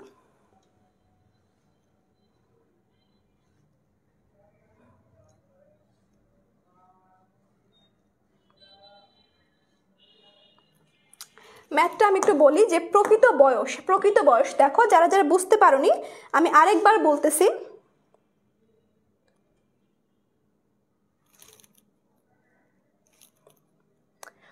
আপু হচ্ছে কি অর্ধেক প্রশ্নের উত্তর, মেয়াদ হচ্ছে তোমার পরীক্ষা পর্যন্ত, পরীক্ষার 1 মাস আগে তোমার ফাইনাল রিভিশন শুরু হবে, বুঝতে পারছো? তার মানে তুমি রিভিশন সহ মানে পরীক্ষার আগ পর্যন্ত তুমি করতে পারবা। এবং বিস্তারিত জানতে তোমরা ওয়েবসাইটে ভিজিট করবা, দেখবা এবং পেজে নক দিবা। পেজে নক দিলে তোমাদেরকে সব ডিটেলস বলে দেওয়া হবে। এবং প্রি বুকিং, এটা মনে রাখবা, প্রি বুকিং শুরু হচ্ছে শুক্রবার থেকে। 1000 হইতে কিন্তু সময় লাগবে না, তাই নিজের ভালোটা নিজে বুঝতে হবে। তোমরা এখন বড় হয়েছো। হ্যাঁ, ম্যাথটা আমি করাচ্ছি, দেখো একটু। আমরা কি পড়ছিলাম, আইকিউ কিভাবে নির্ণয় করব? আইকিউ নির্ণয় করতে কি লাগবে? মেন্টাল এজ লাগবে, তাই না? তারপর কি লাগবে? ক্রনোলজিক্যাল এজ লাগবে, এবং তার মধ্যে 100 দিয়ে গুণ করতে হবে। এটা তো একটা ইকুয়েশন, জানলাম। এখন আমাদেরকে এই মানগুলো তো বের করতে হবে, তাই না? ক্রনোলজিক্যাল এজ মানে কি, যে আমার জন্ম থেকে এখন পর্যন্ত যে এজটা, সেটা হচ্ছে ক্রনোলজিক্যাল এজ। তো এটা কি, যে দেখো শাওনের বয়স কত? 10 বছর। তো আমরা যখনই আইকিউ করব, সবগুলো বছর থেকে মাসে কনভার্ট করব, বছর থেকে মাসে কনভার্ট করব, মনে থাকে যেন, বছর থেকে মাসে কনভার্ট করব। আচ্ছা, বছর থেকে মাসে কনভার্ট করতে কি হয়, করতে হলে কি করতে হয়? 12 দ্বারা গুণ করতে হয়। কত দ্বারা? 12 দ্বারা গুণ করতে হয়। সেটা আমি করি। CA = 12 গুণন 10। তাহলে এখানে কত হলো? 120। এটা বুঝতে পারছো? 120 মাস দিবা এখানে। এবার আসি, মেন্টাল এজ তৈরি করতে হবে, মানে মেন্টাল এজ বের করতে হবে। এটা কি করতে হবে? সে দেখো 11 বছর বয়সের সকল প্রশ্নের উত্তর দিতে পারছে। তো যখন বলবে যে সকল প্রশ্নের উত্তর দিতে পারছে, সেখানে আমাদেরকে 12 দ্বারা গুণ করতে হবে। সকল প্রশ্নের উত্তর দিতে পারলে 12 দ্বারা গুণ, সকল প্রশ্নের উত্তর 12 দ্বারা গুণ। তাহলে আমাকে বলো তো, সে যদি আমরা কোশ্চেনে থাকে যে সে এত বছর বয়সের অর্ধেক প্রশ্নের উত্তর দিতে পারছে, অর্ধেক প্রশ্নের উত্তর দিতে পারছে, তাহলে কত দ্বারা গুণ করব আমরা? আমাকে একটু বলো। যদি সকল প্রশ্নের উত্তর দিলে 12 দ্বারা গুণ করতে হয়, অর্ধেক প্রশ্নের উত্তর দিলে কত গুণ করতে হবে বলো?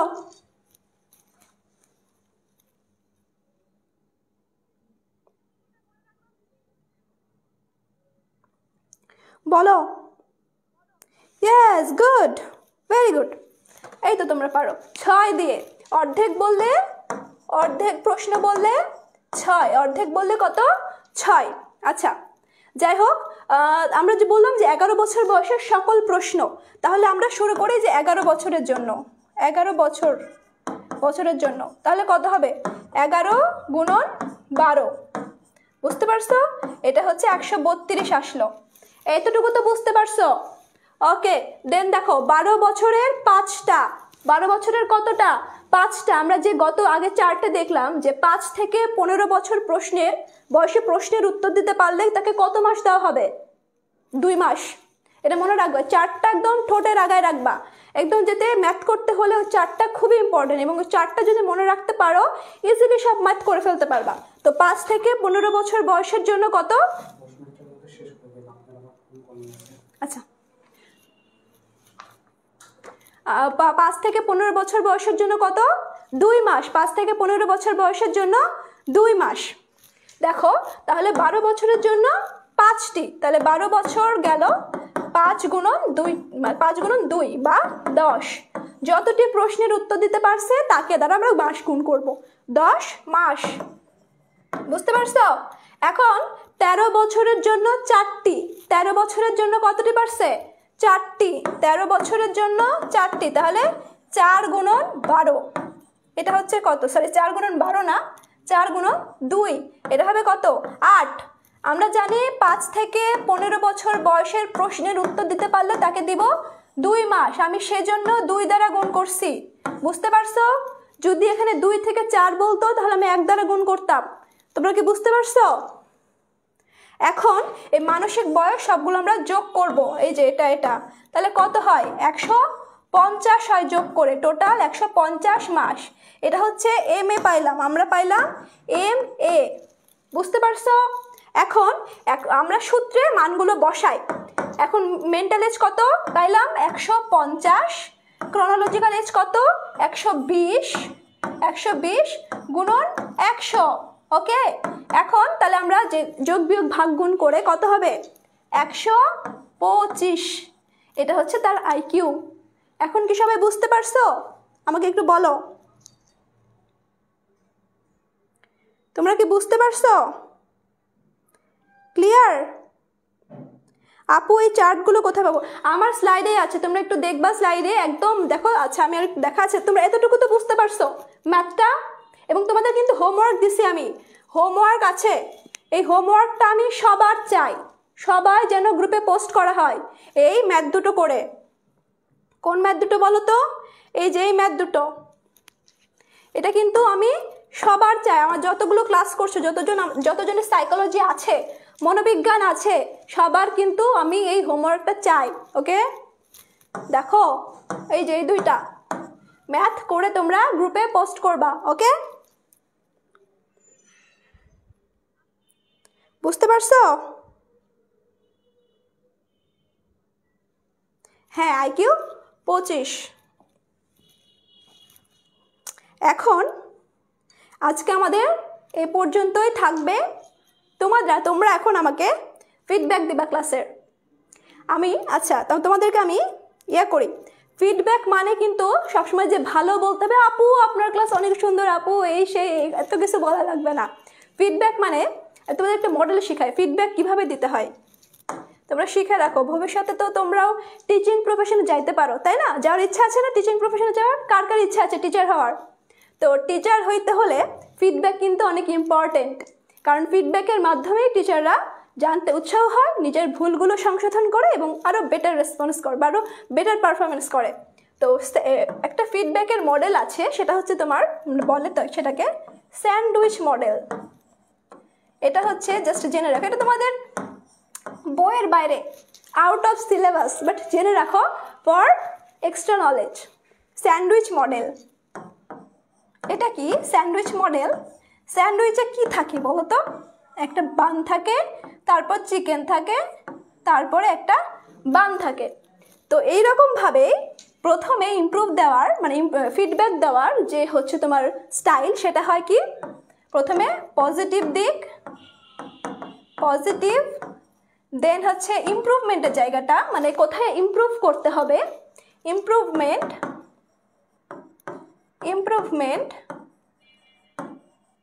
এবং তারপরে আবার পজিটিভ দিক।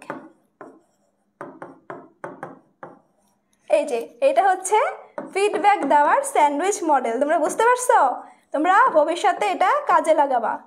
নিজের যখন টিচার হবা বা তোমার যখন যে কোনো কাজে তোমার ফিডব্যাক লাগবে, তোমরা যদি সাইকোলজিতে ক্যারিয়ার করো, তুমি যদি কারো সেশন নাও, থেরাপি নাও বা হচ্ছে তুমি কাউকে শেখাও, এই তোমার প্রত্যেকটা ক্ষেত্রে কিন্তু ফিডব্যাক লাগবে। ওকে, তো আমাকে এরকমভাবে ফিডব্যাক তোমরা দিবা। ক্লাসটা কেমন ছিল তোমাদের? যে আমাকে কোন জায়গায় ইমপ্রুভমেন্ট দিতে হবে? ভয় করে আপু টিচার প্রফেশনটা? কোনো ভয় নেই, ইট ইজ খুবই একটা প্লেজারেবল জায়গা, অ্যান্ড চেষ্টা করলে অবশ্যই পাবা। ভয় কেন করবে?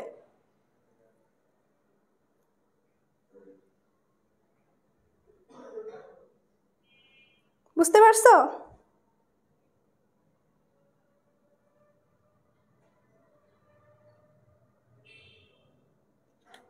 ও থ্যাংক ইউ আপু, আমার 24 তারিখে psychology exam. Best of luck. কোনো প্রবলেম হলে বলবা, আমি সলভ করে দিব, আমার সাধ্য মতো আমি যতটুকু পারবো সলভ করে দিব। ওকে, ম্যাথে সমস্যা আছে? কি রে, ম্যাথে কেন সমস্যা হইলো আবার? আচ্ছা আমি একটু আরেকবার বলি, আরেকবার লাস্টবার দেখাবো, হ্যাঁ তোমরা একটু বোঝো ভালো করে। তোমরা তো সবাই মানে একদম ব্রিলিয়ান্ট স্টুডেন্ট, মানে আমাদের তো আইকিউ আর 0 হয় না, একটু চেষ্টা করলে বুঝবে, একটু মনোযোগ দাও। দেখো আইকিউ নির্ণয়ের যে ইকুয়েশনটা সেটা হচ্ছে কি, IQ is equal to mental age by chronological age, mental age by chronological age. এখন এই দুইটার মান আমাদেরকে বের করতে হবে। গুণন 100 আছে। শাওলির বয়স 10 বছর, শাওলির বয়স কত? 10 বছর। তো শাওলির বয়স 10 বছরকে আমি মাসে কনভার্ট করব। আইকিউ নির্ণয় করতে হলে সবসময় মাসে কনভার্ট করতে হয়, সব কিছু মাসে কনভার্ট করতে হয়। তো মাসের জন্য আমরা কি করব? 10 গুণন 12, এটা কত হবে? 120। ঠিক আছে, 120। তো আমরা এই যে ক্রনোলজিক্যাল এজ এটা পেয়ে গেলাম 120। আমি একটা চার্ট দেখিয়েছি, সেখানে ছিল যে 5 থেকে 15 বছর বয়সের প্রশ্নের উত্তর দিতে পারলে তাকে আমরা দিব কত? 2 মাস দিব। তাকে আমরা দিব 2 মাস, তাকে আমরা কত মাস দিব? 2 মান্থ। তো এখানে দেখো একজন 12 বছর বয়সে প্রশ্ন দিতে পারছে একটা, আর 13 বছর। তো 12 এবং 13 এটা কিসের মধ্যে পড়ে? 5 থেকে 15-র মধ্যে পড়ে না? তো 5 থেকে 15-র মধ্যে যেহেতু পড়ে সেহেতু আমরা তাকে 2 মাস দিব, 2 মাস দিব। ওকে, দেখো 12 বছরের জন্য কত পারছে? 5টা, তাহলে 5 গুণন 2 10 মাস। 13 বছরের জন্য 4টা, 4 গুণন 2 8 মাস, সবগুলো মাস। এবং দেখো সে 11 বছর বয়সের সব প্রশ্নের উত্তর দিতে পারছে। যখন বলবে যে 11 বছর বয়সের বা যে কোনো বয়সের সব প্রশ্নের উত্তর দিতে পারছে, তখন হবে 12 দ্বারা গুণ করব। তখন কত দ্বারা গুণ করব? 12 দ্বারা। সেক্ষেত্রে আমি 11 গুণন যদি 12 দেই তাহলে হয় 132, এবং এই 3টা যোগ করে হয় 150, যোগ করে হয় কত? 150, মনে থাকবে 150। তো এই 150 আমি মেন্টাল এজ পেয়ে গেলাম, গুণন 100। এই তো এখন ভাগ করে গুণ করে হয় 125।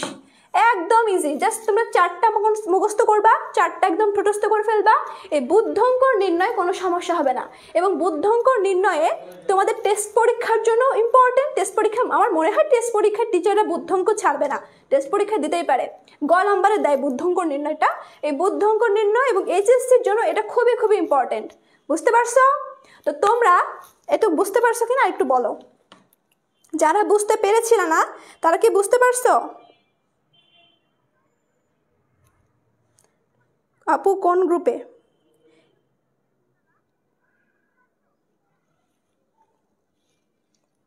এটা কি বুঝতে পারছো তোমরা?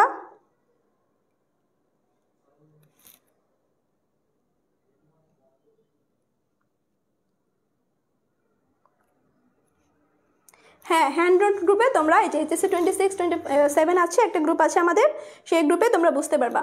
তো এতটুকু হচ্ছে তোমাদের ম্যাথ ছিল, আর যে 2টা হোমওয়ার্ক ছিল অবশ্যই যেন আমি সবার থেকে পাই। ততক্ষণ পর্যন্ত নেক্সট ক্লাস অবধি তোমরা সবাই ভালো থাকবা, সুস্থ থাকবা, ঠিক মতো পড়াশোনা করতে হবে, নিজের মনের যত্ন নিতে হবে। যদি মন ভালো থাকে সব ভালো লাগবে, মন ভালো না থাকলে কিছুই ভালো লাগবে না। ওকে ওকে, সবাই ভালো থাকবা, টাটা।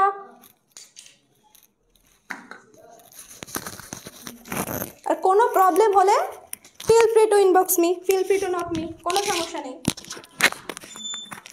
ওকে।